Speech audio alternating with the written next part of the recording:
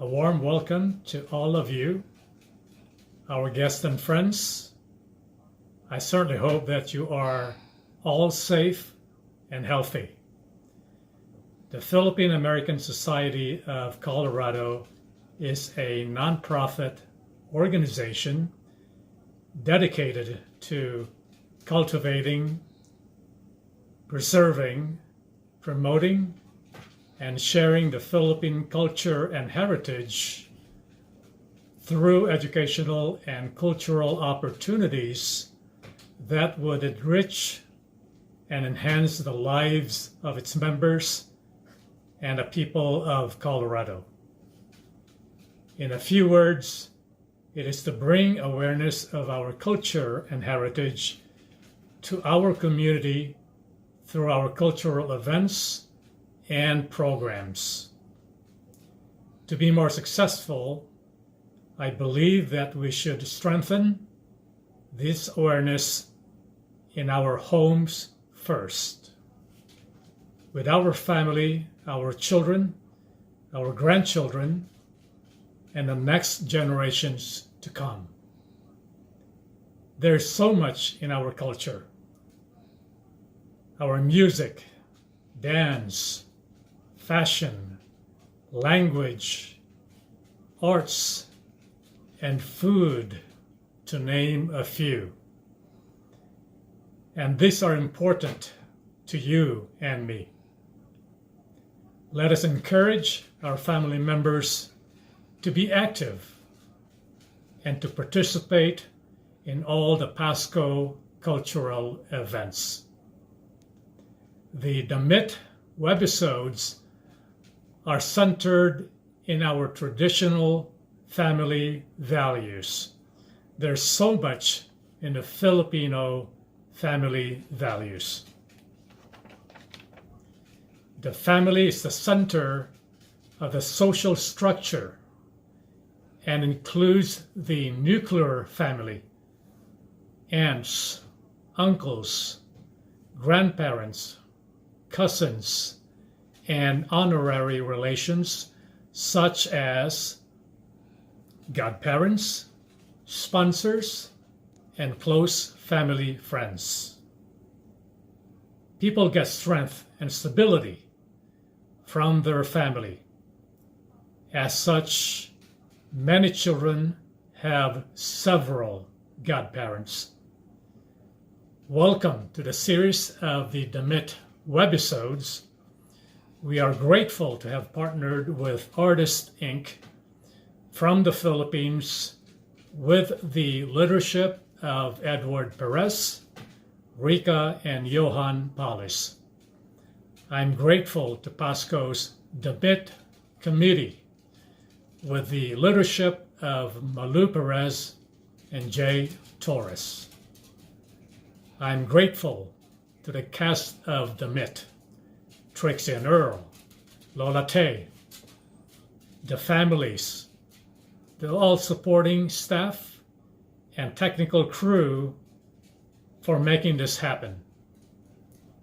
Thank you to our supporters, our donors, and sponsors. SCFD, Community X, and the Mile High United Way. God bless. And please enjoy Damit with your family and friends.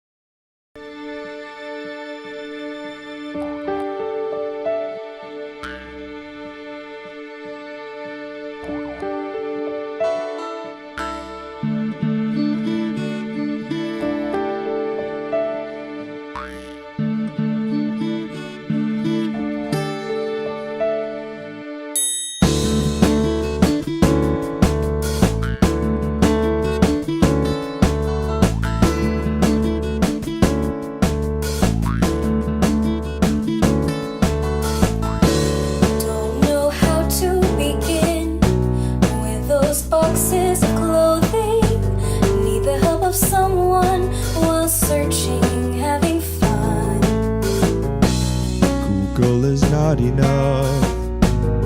People around just love to queries. We are asking of the costumes we'll be wearing. The only remedy is to call our Lolate, our dear loving grandma, right back in Manila. The only remedy is to call our Lolate, our dear loving grandma, right back in Manila.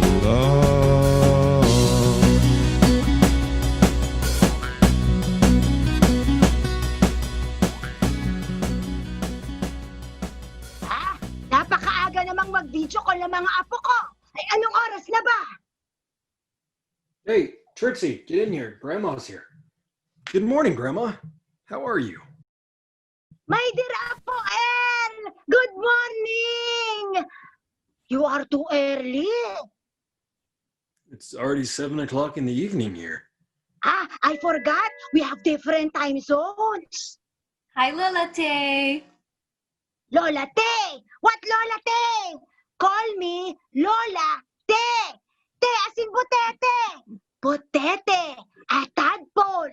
You know what?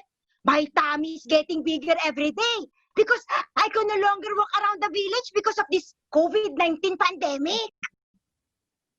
What's that again, Lola? Butete? Stop it! Call me Lola Te! Short for Teresa! Sige ka! I will not entertain your question if you cannot pronounce my nickname properly! I'll do it. It's Lola Te. Para namang napakatigas naman nun! Parang bulate! Together! Let's say it again! Lola! Lola Te. Lola Te! Lola Te. Lolate. Nakaw! Baluktot talaga ang mga dila ng mga apo ko! La, I've got an assignment in class. Oh, I thought no more face-to-face! You're right, but we're required to post it on social media. Wow, that's great, Trixie! But you know more about the new media technology than your Lola! Well, what I mean is that we're supposed to come up with a fashion line of clothing that best represents our Filipino culture. Better ask your brother El! He was born here in the Philippines! Not quite, Lola Te. I was barely 5 years old when Mom and Dad migrated here to Colorado. Mom and Dad, didn't I tell you, El, what to call your mother and father when you're talking to me? You're right, Lola Te. I'm sorry. I mean Nanay and Tatay. I was born here in America, so I have never set foot in the Philippines. That's because on the second year of working there in Colorado, your nanay got pregnant. Kaya ikaw, El, made in the Philippines. At ikaw naman, Trixie, manufactured in America. Wait, you mean I'm the product of intense love while Trixie over there is just accidentally born? That's enough, Oh, Earl. Yeah, excuse my language, mga apo. What I meant is that the two of you are products of love, of chup chup and mwah mwah. Chup chup and wamwa. What's that, Lola? Come closer and I will tell you. Okay, that means it's... That's it. Oh my gosh, Lola. Well, that explains why I'm older than Trixie, but we both belong to the same grade. Nako mga apo, we've been talking for a long time. You know, internet here in the Philippines is expensive for your Lola. And the signal at my house, not very good. O siya, bye-bye na, Trixie and Earl. Lola. Lola. Why? Te. Tulong po. Trixie, you can speak Filipino words? Opo, konti lang. Other than Lola, Tatay, and Nanay. Please, Lola Te, we got here all the costumes you left for us, but we don't know how to go about it. Can you help? Yes, I will help. Okay, Okay, so why don't let's start traveling. Let's travel. What do you mean? We can't travel yet, Lola. No. What I meant is, let's play a game, a travelogue. Okay, where are the boxes of clothing? Put them in front of you. Where are they? I cannot see them. There it is. And then, okay, and then prepare your finger. Oh, may I see your fingers? I Where got are mine. your fingers? Yeah, very good. Okay, using your finger, make a circle. Move your body, move it, and then point your finger inside the box. And then pull the clothing that you will touch at the count of 3, okay? And then you showed it to me, huh? Okay. Okay, guys. 1, 2, and then 3. Ah. Hello. Hi, Hello. good day. Hi, Hi. Narni, Tito Phil. With me is Tanya, my daughter. We are here to help you with your project, with the Terno thing. Yes, we need help we're going to the Global Fest fashion show, so we need help choosing our attires. Can you help us? Sure. We're glad to help. We're glad to help Okay, we'll you. go ahead and we'll see what we have and we'll show you. We'll be right back. Okay. Let us show. Okay, Tay, what do you think of this? It's a terno. This Uh-huh. this is what I have. Yes. Yes, okay. And how about the barong? Tito Phil has 2 barongs with him. Yes.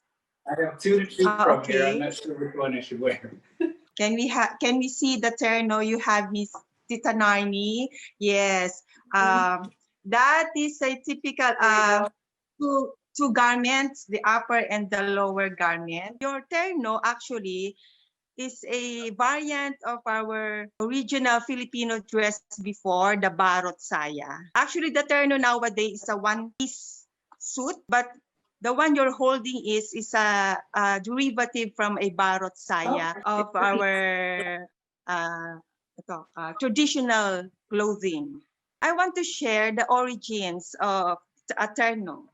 Okay, behind me, as you can see, can you see that? These are the typical Filipino dress worn by local, common Filipino people. Can you see it? It composed of 2 parts, the upper part and the lower part. We call this saya, and the upper part is, we call it baro. That's why it's barot saya. I think it's the origin of the terno. The one that you're holding it, Miss Narni, it's a 2-piece suit consisting of the upper garment called the baro and the lower part, the saya. It's a floor-length skirt.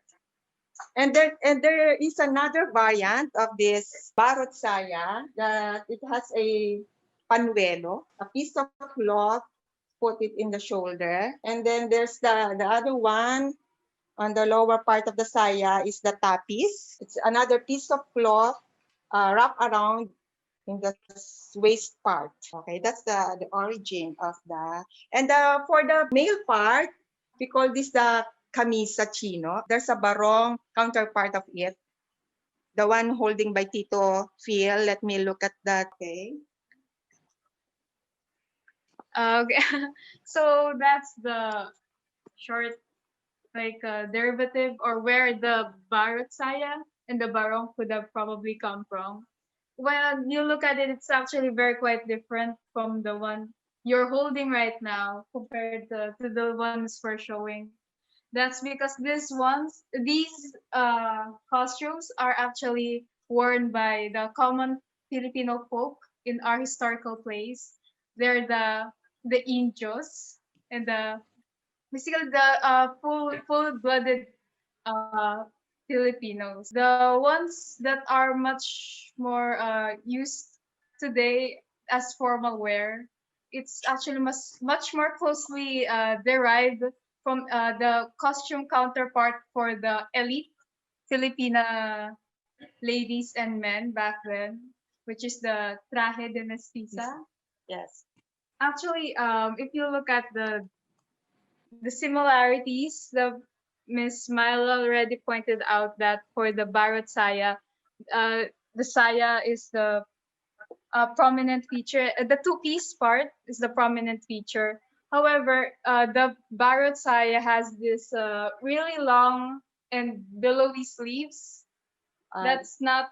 It's not starched and it's very flowy. But nowadays, the terno, like the one Miss Narni is holding, has the very stiff butterfly sleeves. And it's much shorter. Yeah, the sleeves. If you look at the sleeves, though, that's actually the most prominent characteristic in ternos nowadays. The way terno has evolved from a barot saya, from traje de mestiza, and the current terno. Through the years, the silhouette of the dress, the design, how it's cut, whether it's a one-piece or a two-piece, the type of embellishments, the type of material they use, it all varies. Out of all those things, what really stayed in the barot saya and transitioned to the current terno today is the butterfly sleeves. Narni, may I ask how you acquired it? Did you ask someone, or do you know what a terno looks like already when you were looking for one? Actually, my cousin helped me. Uh, Yeah. Actually, yeah.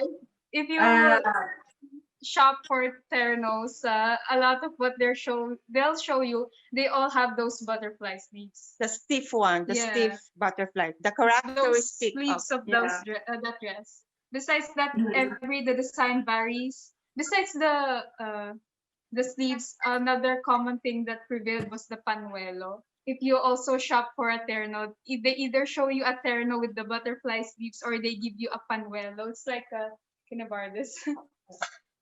It's like this one is just made out of cotton. But if you shop for ternos with a panuelo, mostly they'll give you ones with lace and embroidery. Those are the most common ternos you'll find today.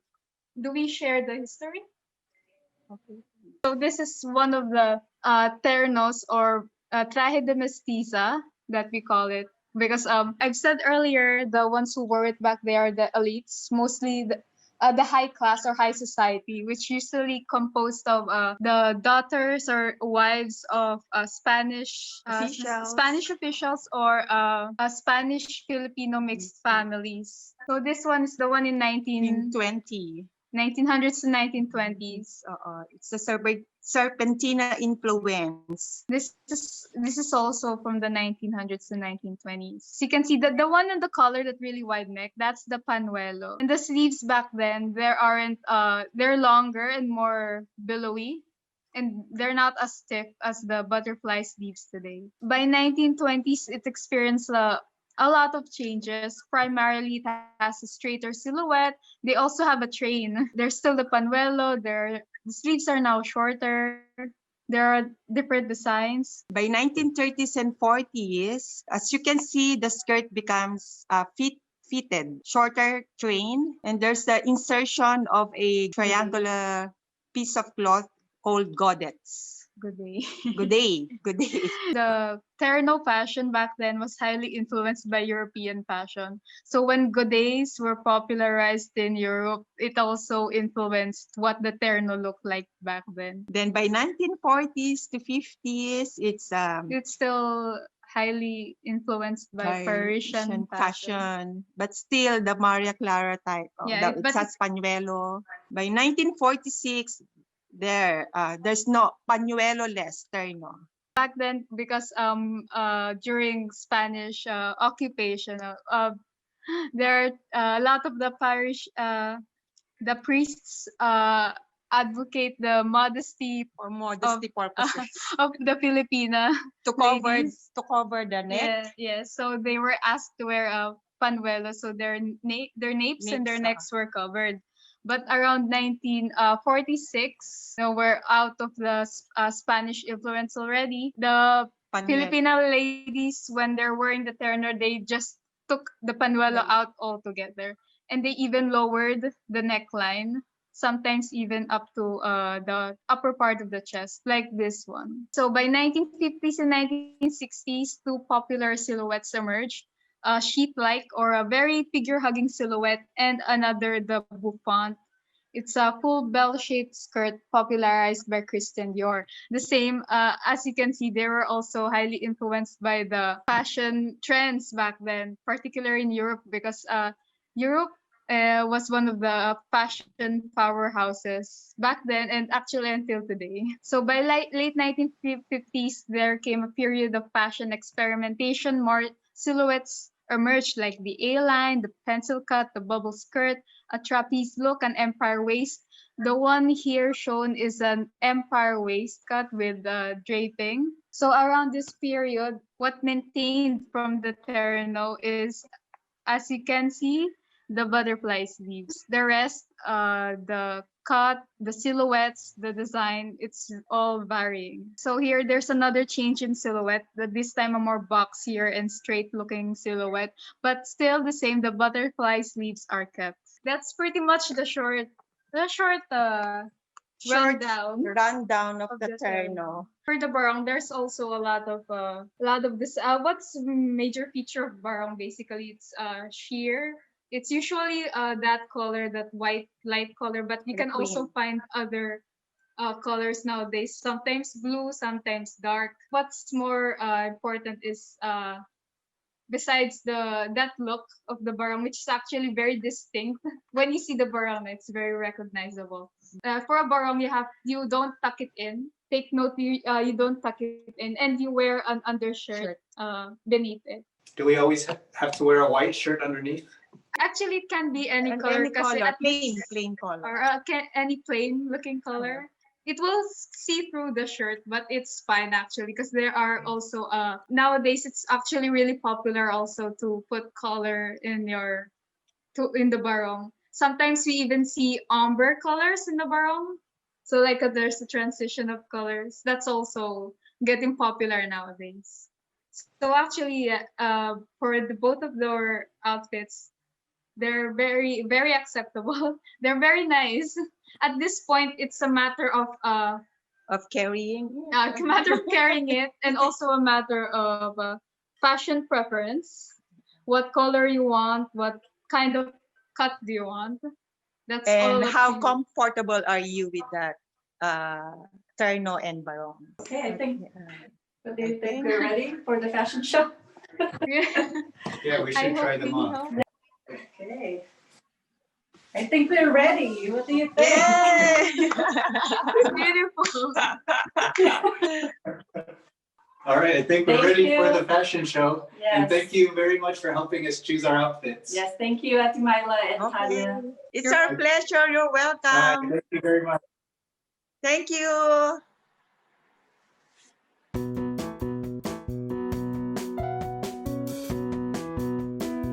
Today I'll be cooking adobong puti with Johan and with my family, Phil, Mia, Gabby, Lolo Manny, and Lola Joe. Hello friends, my name is Yohi. I am an artist and a home cook, and tonight we are going to be making adobo, right? So adobo is a very common dish in the Philippines. It's like an all-time favorite. It is usually made with soy sauce, but we're going to be making adobong puti, or white adobo, which does not include soy sauce. So what we're gonna need are the following. Okay, so first we have about 3 pounds of chicken. I like it better if it's like the thigh parts or wing parts are good, but you can also use some fillet if you want. Also, we're going to be needing a lot of garlic, so about like 6 to 8 cloves of garlic.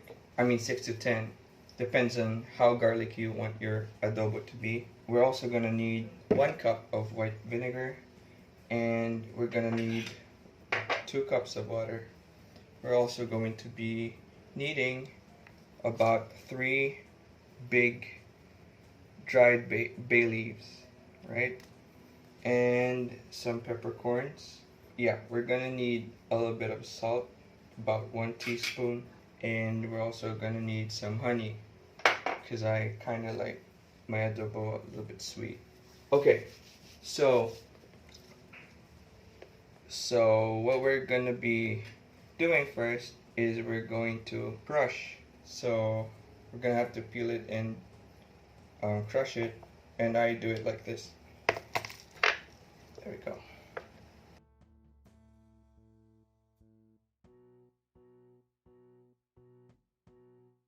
So maybe I wanna slice this one into smaller bits.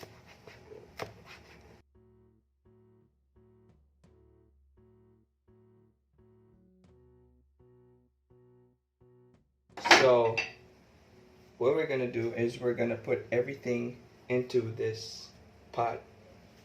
Okay, so we're gonna put the chicken in. We're gonna add the water, and then of course, don't forget garlic. And then we're gonna add, we're gonna add the salt, and then we're gonna add the peppercorns, and then about 1 cup of vinegar. So don't stir yet.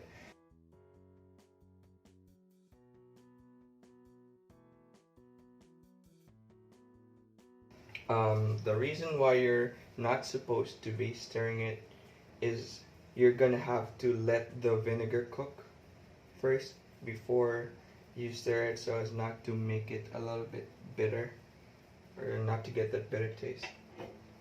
And then let's add some fire.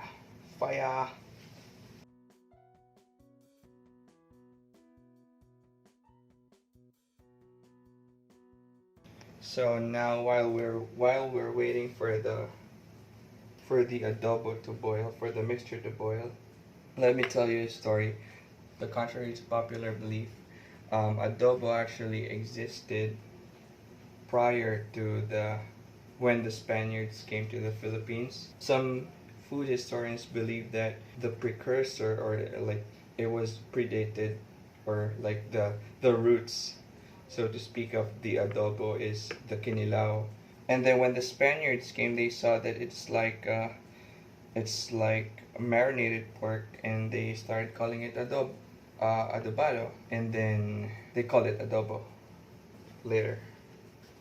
So yeah, we're gonna just wait for it to boil, and then once it boils, we're gonna reduce the heat. How about you? Do you like eating adobo with rice or without rice? Wait. Do you guys like adobo with rice? Yeah? Or no rice? It's good with rice, eh? Mom, do you like adobo with rice? No. No? Oh, yes, yes, yes. Yes? So have rice with my adobo. How about you, Dad? With cauliflower? With cauliflower rice? Brown rice. Brown rice? Right? Healthier. So across the country, there are different versions of adobo. We have the classic adobo, like the very well-known adobo, the one with the soy sauce. We also have adobong dilaw, the adobo with like turmeric, and also we have adobo sagata, where the adobo, like the classic adobo, but we add coconut milk. So this one is called adobong puti, or white adobo. This one that we're making right now. Okay, there we go. It's boiling now, so we can stir it a little bit. There we go. Cover it again, and then this time we're gonna reduce the heat a little bit, just a little bit. Let's just let the chicken cook. What do you think is the main ingredient for adobo? Is it soy sauce, garlic, vinegar? Well, what I found to be common in all of the adobos is that there's garlic and there's vinegar. So those are the most common. Those are like the basis of the adobo. Oh, also you can use pork as well. It's just gonna take a little bit longer to cook the pork. So those are the most common, pork and chicken. mom and dad how they cook the adobo. You don't cook adobo, Mom? You don't know how to cook adobo? Okay. Well, I'm learning, so I can teach you. Yeah. Yeah, the most common ingredients of adobo is soy sauce, garlic, vinegar. With this recipe, you don't need oil if you don't want to, if you're trying to be healthy. Or you can use, instead of canola oil, you can use olive oil, because you already have the oil from the chicken. So let's see. Turn down the heat a little bit more. A little bit. It smells good. Can you smell it, Mom? Yeah. Okay, so now we're gonna taste, and we're gonna taste the sauce first. Let's get a spoon.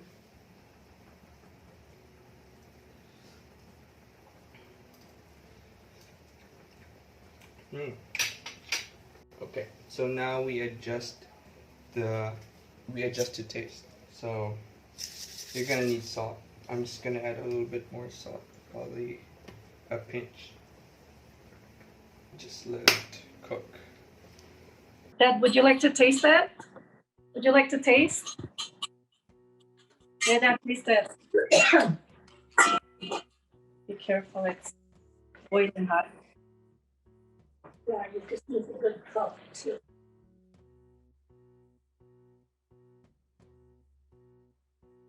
What do you think, Dad? It's good. Yeah? Should we put more salt or honey? No. Are you sure? Yes. Okay. I like it. Okay. Okay. So let me show you how it looks like.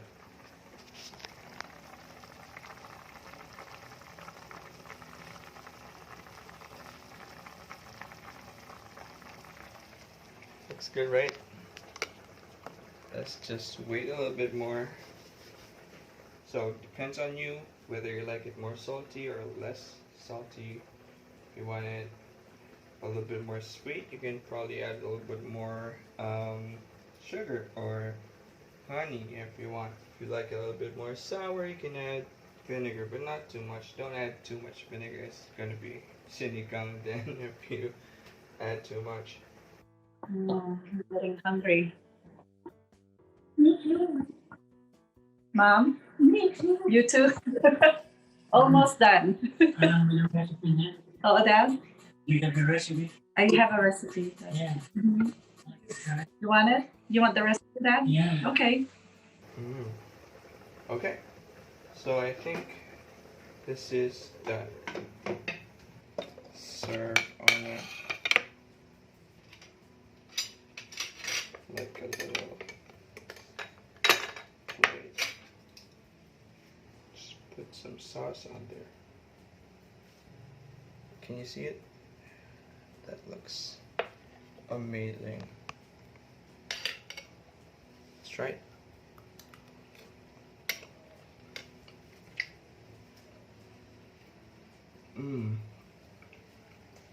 It's really good. I think I can go ahead and turn this off. Okay. I already prepared the rice earlier, so you can serve it with rice. I like a lot of rice.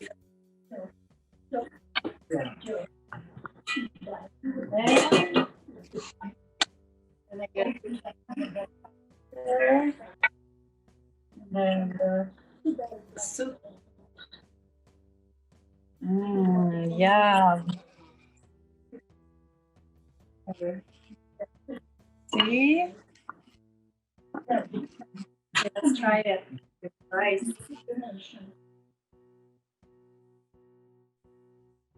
Garlic.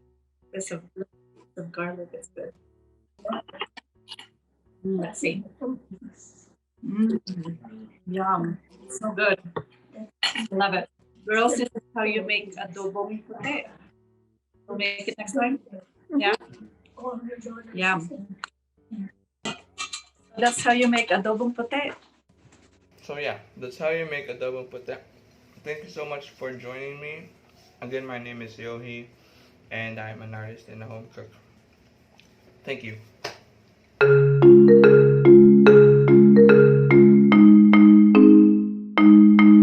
Hi everyone, I'm Lois, your friendly storyteller. May I know your name first? Hi, I'm Risa. Hi, I'm Mia. Hi, I'm Kaylani. Hi, I'm Michelle. Hi, I'm Thea. And I'm Jocelyn. Wow, hi! Today I'm going to share an anecdote about Pepe the child or the younger Jose Protasio Rizal. But I want you to be part of my story. Now, I want you to produce the sounds of the things that I will be telling you. Will that be okay? Yes. Yeah, great. Now, let's try. I want to hear the sound of the water in the lake. Let me hear the sound of the water in the lake. Wow. Great. Now, how about the crocodile? Oh, nice. Now, how about the carabao? Nice. Oh. Now, how about the deer? Oh. Now, how about a crying boy?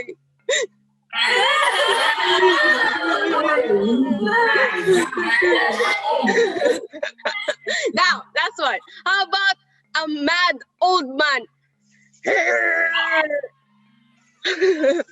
A mad old man. Now, you're producing the sounds great. Now, let's begin the story. Are you ready? Yeah. Yes. Okay, let's start. One day, Pasiano and his younger brother Pepe were on a boat. Now, produce the sound of the water. On the way home, Pasiano asked Pepe, Pepe, where are your slippers?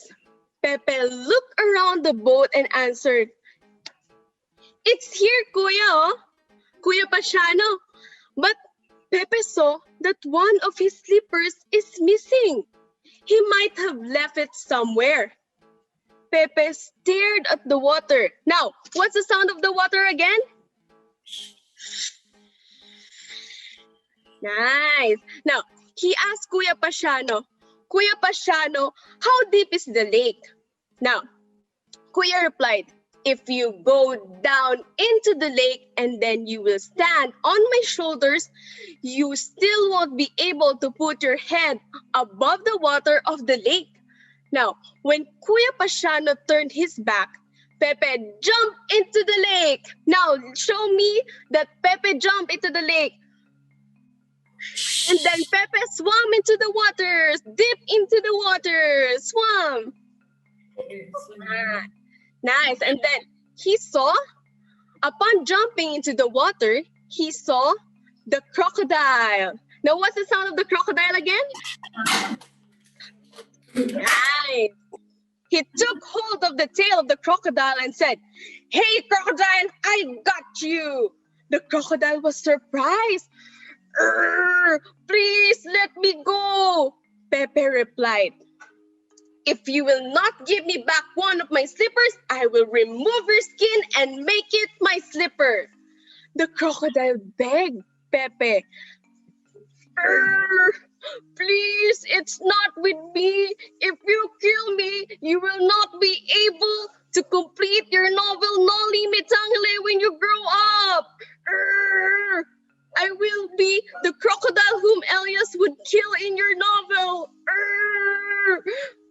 There, at the shore, you will find the carabao. You ask him. Now, Pepe rushed to the shore. He took hold of the horns of the carabao. What's the sound of the carabao again? Moo! Now, he said to the carabao, Hey, carabao, I got you. The Carabao was surprised and replied, "Oh, please, friend, let me go." Pepe replied, "If you will not give me back one of my slippers, I will remove your skin and make it my slipper." The Carabao begged, "Oh, please, it's not with me. If you kill me, your father will be sad. No Carabao will help him till your land. There, at the forest, you will find the deer. You ask him." Now, Pepe ran into the forest. And then he saw the deer. What's the sound of the deer again? Now, that's nice. He took hold of the horns of the deer. He said, "Hey, deer, I got you." The deer was surprised and replied, "Please, friend, let me go." Pepe replied, "If you will not give me back one of my slipper, I will remove your skin and make it my slipper." The deer begged, "Please, it's not with me. If you kill me, Maria Makiling will get mad and curse you. There, at the church bell, you will find a boy named Crispin. You ask him." And then Pepe went to the church and climbed the stairs to the bell, where he saw a crying boy. Crying boy again.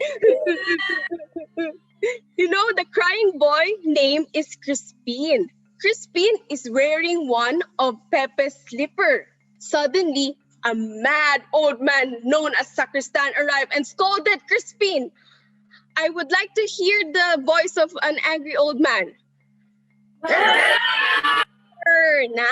Now, the sacristan took the slipper and spanked Crispin with it. Pepe said, "Stop! Don't hurt him." The sacristan replied with deep voice, "You are partners in crime." Crispin took the slipper, threw it to Pepe, and Pepe went away but left the slipper to Crispin. Meanwhile, at the boat, Pasiano was shouting on top of his voice, "Pepe! Pepe!" Pepe came out of the water and went up into the boat. Pasiano asked, "What happened to you? Are you all right, Pepe?" Pepe replied, "I'm fine, don't worry." Then Pepe took his remaining slipper and whispered to himself, "To the boy who got one of my slippers, here is the other one." And then he threw his slipper to the lake. And what is the sound of the water of the lake again? And there goes the floating slipper. Now that's the end of our story. It's entitled Chinelas ni Pepe. Now what do you think about it? Yes? It's great? Yes. Let me hear some reactions. How about Jocelyn? I think it was really interesting and amazing, honestly. Oh, great. Thanks. Have you heard of Jose Rizal? Or known as Pepe? No. Oh, Jose Rizal is our national hero. He's famous here in the Philippines and maybe around the world. So he's an interesting guy. Now, well, that's the end of our story. I'll see you again in our next storytelling session. Bye! Hi, I'm Cambronero, a palm weaving enthusiast from the Philippines. And today, I will teach you some of the basic techniques and designs of palm weaving for this episode of Damit, which is clothing.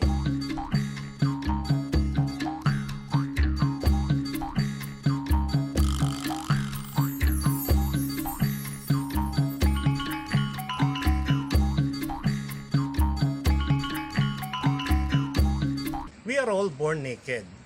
So we wonder why, how people were clothed and covered or protected once they were born till they die. So the evolution of clothing. So the Philippines is abundant with coconut, So in our introduction, you show how people there are wearing this clothing. So for this one, for the palm weaving technique, it just follows a simple weaving design, which is 1 over, 1 under, over, under, and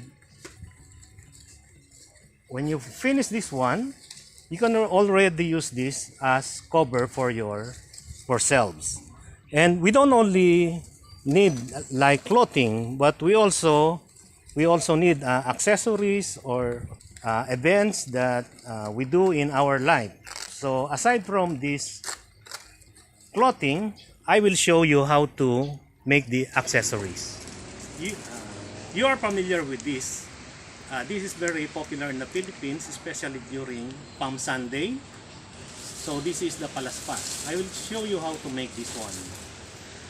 Using the single leaf first, so for demonstration, you just have to cut this one and then like about 4 to 5 inches, make 3 of that, and then like that, then make a gap, then cut.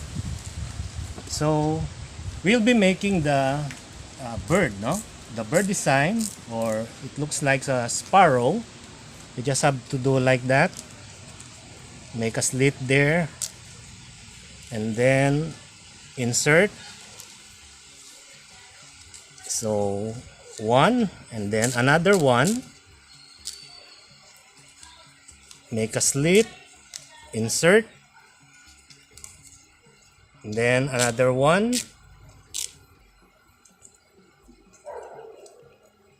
make a slit, then insert, and then like this. So you remove this one, and then you have this. So to make a full palaspas, you have to do it like this, and then of course you have to bend this one and do some heart shape. So in the Philippine palm weaving art, like heart is always like seems to be present, no? So like this, and then you just have to put some rubber bands or something to bind this one.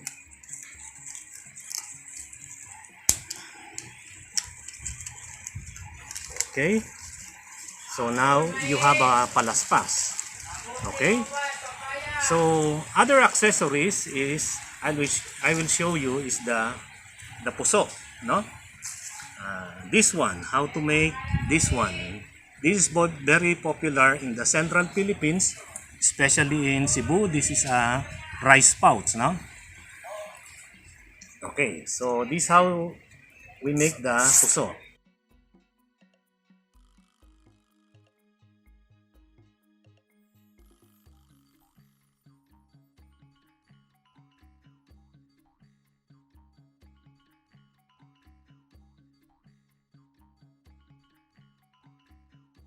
So you now have the puso or the rice pouch. So from that opening, you let the rice inside, no? Up to this level, and then you lock it with an overhand nut. So you insert it under, then over, then you now have puso. I would just like to ask you to keep the Filipino culture alive, keep the palm weaving alive, and let us clothe ourselves without destroying the environment. Thank you very much. In the marshlands of New Orleans lie the quaint fishing village of St. Malo, a village in the United States of America that is largely inhabited by Filipinos.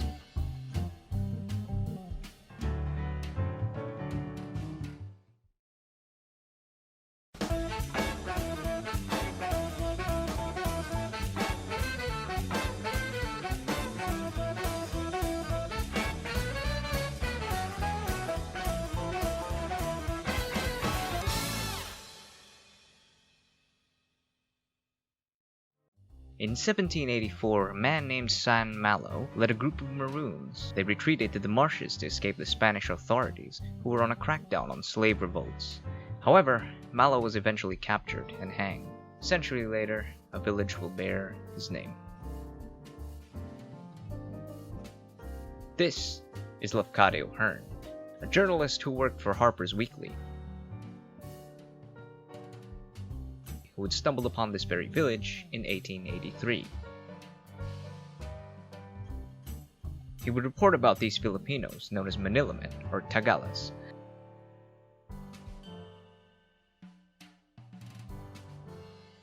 With their Filipino houses reminiscent of the Bahay Kubo, standing above the marshes on stilts. This setting was perfect as a fishing village. The exact date of the establishment of the Filipino settlements is unknown.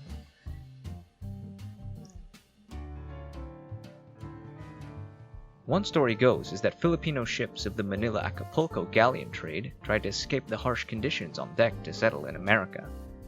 Filipinos would jump ships from the dock during unloading of cargo and immediately flee towards the swamp. The Spaniards would have given chase, were it not for the fearsome alligators swimming around.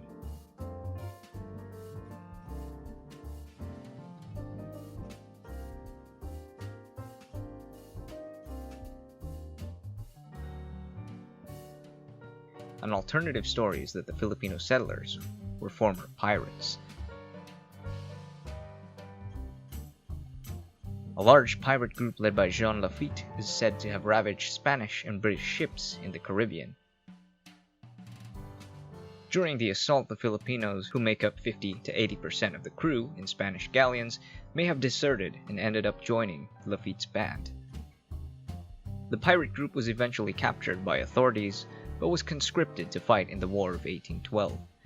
The deal with the then federal district judge Dominic Augustus Hall was the pirates could be freed if they had helped defend New Orleans from the British. The theory then goes that these pardoned Filipinos ended up establishing a settlement in St. Malo. Regardless of any theories, the very same Barataria Bay, which was the home base of the pirates, will later on become Manila Village, home to a much larger community of Filipinos founded in the 1880s.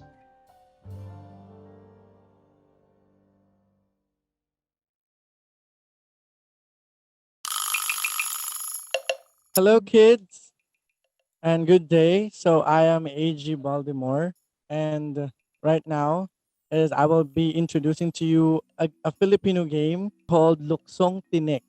So before I give you the instructions, let's just watch first the video.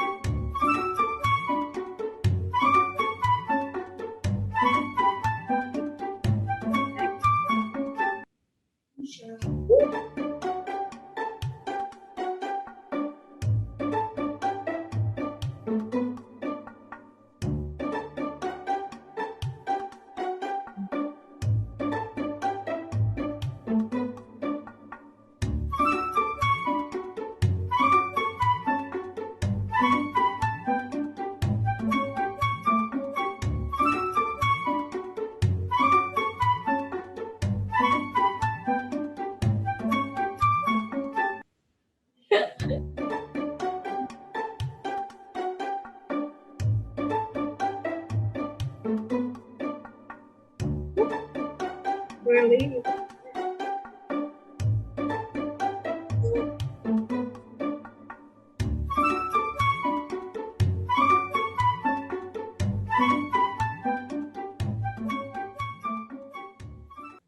Okay, yay! Did you enjoy the video?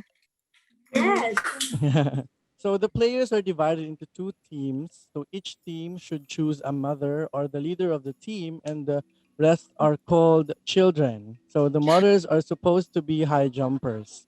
Objective of the game: The player should be able to jump the height of hands stacked by the opponent without touching them. So the first to jump will be decided by the mother of the team through a toss coin, or on the video it was rock, scissors, and papers. The first jump is going to be the winning team, and the losing team will be the base, or in Tagalog it's taya. They call it taya. So how to play? Two players of the base team will sit on the ground facing each other with their feet touching. The jumpers jump over the feet. Then one hand is placed above the feet with palm and fingers open, again like this. An additional hand is placed. All the players must have jumped over the stack of hands. Jump over the pile of hands one at a time. The mother should be the last one to jump. The jumpers jump over the hand without touching them with any part of the body, or the dress, or any clothing you have, or any part of your body, okay? The game is repeated and they will be the jumpers again if you do not commit any error, okay? But if you committed an error or a fault, then the mother will jump for them. But when the mother committed, an error, so you have to switch place. So basically that's the game. Okay, is that good? Did you understand it? Okay, that's great. So are you ready to do it now? Okay, so group yourselves into 2 equal groups.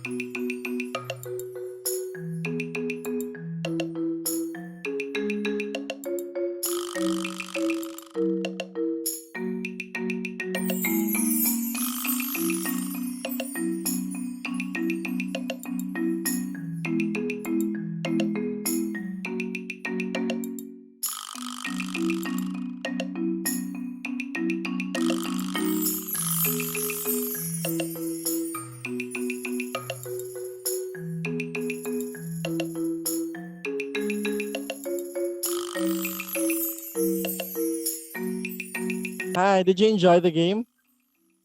Yeah. Yes, did you have fun? Oh my gosh. You keep playing that game. It's a little bit of an exercise. It's a good exercise for kids. Okay, so I think you've understand the game. So thank you very much, kids, for participating well, and continue playing Pinoy games, and see you soon for another game that I will be teaching you guys. That's it. We just ended the first part of our journey. Great. I mean, what an experience. I think that'll be enough. I'll take that, Latte. Thank you. Wait. Earl, you mean that would be the costume you'd be wearing for the fashion show in our class? Yep. Isn't it great? Yeah, but what about me? Don't tell me you're going to be wearing the barong and I would be wearing the terno. You look for another costume. No. I was the first one who asked permission from Lola Te. You can find your own. Mga apo, are we done here? I'm done. I know what to wear. Okay. Barong and terno are just 2 of the many clothing used in the Philippines. In the manner that there are thousands of islands in the Philippines and different languages, there are also many clothings that may represent the Filipino people. The Philippines, many islands connected by bodies of water. We have many diverse culture, and each culture is represented by a costume. That's great, Latte, but we're done. We're not yet done. Trixie, you know that word? Mm-hmm. Well, whenever Earl teases me, he would do that. He would go, bleh. Well, that's the one thing I remember from when I was a child. I was saying goodbye to a playmate who would often bully me, and I said, "Bet I'm going to America." Ah, who was that child? Dagul! Your childhood playmate! Nako, what will Dagul tell you if he sees you right now? I know, Lola. Dagul will say, bleh, Earl, you're satisfied with what you know now. You don't even understand your Filipino roots. Bleh. Okay, shall we continue mga apo with what we are doing? Lotte, it's past midnight, and we have classes tomorrow morning. Oo nga. Thank you for reminding me. I almost forgot. Later this afternoon, I will meet with your cousins and I will teach them some games. What kind of games, Lola? ML. Yes, ML. ML. Oh. What's ML? I think it's like League of Legends. So if it's like League of Legends, we're great in that game. Can we help? No. It's not Mobile Legend. ML. M for memory game and L for luksong tinik. You know luksong tinik? The children form thorns using their hands and then other children jump over the thorns. Would you like to play that version of ML with me? Maybe next time. Right, Trixie? Yes, of course, Lola. Next time. Okay, before we call it a night, tell me, what have you learned from your Lola Te?